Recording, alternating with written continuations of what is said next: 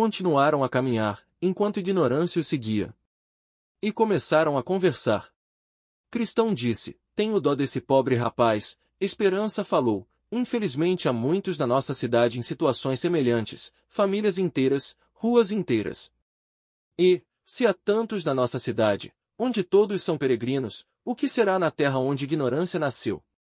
Cristão disse: bem verdadeira é a palavra, cerrou-lhes os olhos para que não vejam. Acredita que eles têm alguma vez a convicção do pecado e que temem, portanto, o estado perigoso em que se encontram? Cristão continuou: eu acredito que é possível que sintam isso uma vez ou outra, mas, como são ignorantes por natureza, não compreendem que essa convicção lhes é benéfica e buscam afogá-la de todas as formas, continuando a se iludir no caminho de seus próprios corações. Esperança disse: de fato, também acredito, como você, que o medo serve muito para o bem dos homens e os faz seguir corretamente no início de sua peregrinação. Cristão falou: assim diz a palavra, o temor de Deus é o princípio da sabedoria. Esperança perguntou: como se pode reconhecer o medo que é bom? Cristão respondeu: o medo bom se reconhece por 3 coisas, pela sua origem, pois é causado pelas convicções salvadoras do pecado. Ele faz a alma se aproximar de Cristo para a salvação. E mantém na alma uma grande reverência por Deus, por sua palavra e seus caminhos, mantendo-a constante e sensível, fazendo-a temer se afastar dele ou fazer algo que possa desonrar a Deus, entristecer o Espírito Santo ou dar ocasião para o inimigo. Esperança disse: concordo. Acredito que você disse a verdade. Mas diga-me, ainda não saímos do terreno encantado? Cristão respondeu: ainda falta cerca de 1 légua para sairmos deste terreno. Mas, voltando ao assunto, os ignorantes não percebem que tais convicções, que os atemorizam, são para seu bem, e por isso tentam afogá-las. Esperança perguntou: e como fazem isso? Cristão respondeu: eles acreditam que esses temores são obra do maligno, quando na verdade são de Deus, e por isso resistem. Pensam também que esses temores prejudicam sua fé e por isso endurecem contra eles seus corações. Supõem que não devem temer, e por isso, tornam-se vaidosamente confiantes. Esperança disse: eu mesmo experimentei algumas dessas coisas, porque antes de me convencer passei pelo que você acabou de dizer. Cristão então decidiu mudar em um pouco de assunto e perguntou: você conheceu um tal de Temporário, que era um homem bastante fervoroso na religião? Esperança respondeu: perfeitamente.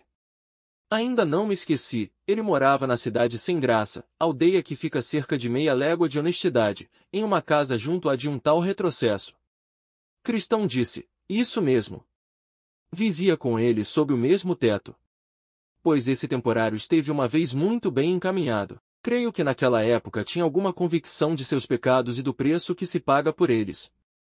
Esperança falou: lembro-me disso perfeitamente. Sua casa não ficava mais do que 1 légua da minha, e muitas vezes ele veio até mim, banhado em lágrimas.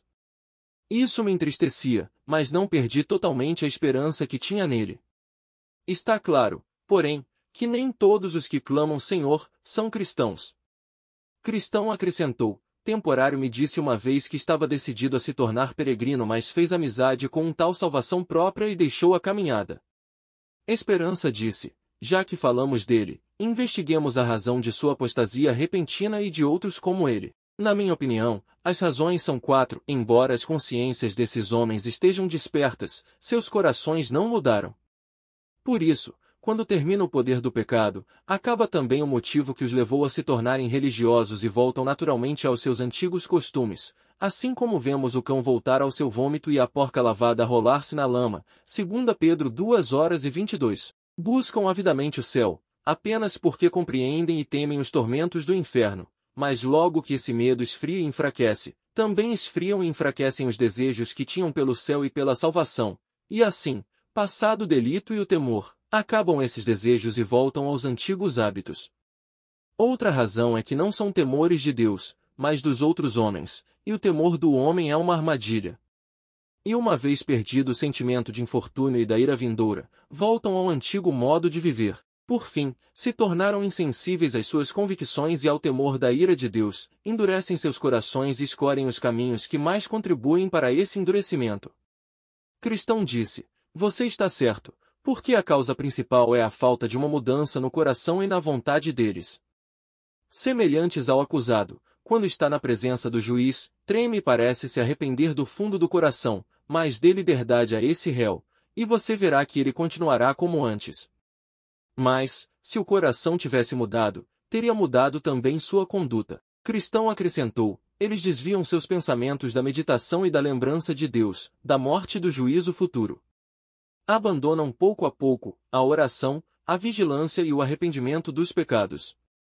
Eles vão esfriando na leitura e pregação da palavra e no trato com outros cristãos. Passam a se associar e se juntar a homens carnais, libidinosos e levianos. Em seguida, entregam-se secretamente a conversas carnais e levianas, querendo ver outros fazerem o mesmo, especialmente aqueles que são considerados honrados, para assim justificarem seu próprio comportamento. Começam a zombar dos pecados, dizendo que são de pouca importância. Endurecendo-se dessa maneira, mostram-se como realmente são. E assim, lançados no abismo da miséria, se um milagre da graça não os salvar, perecem para sempre em seus próprios enganos.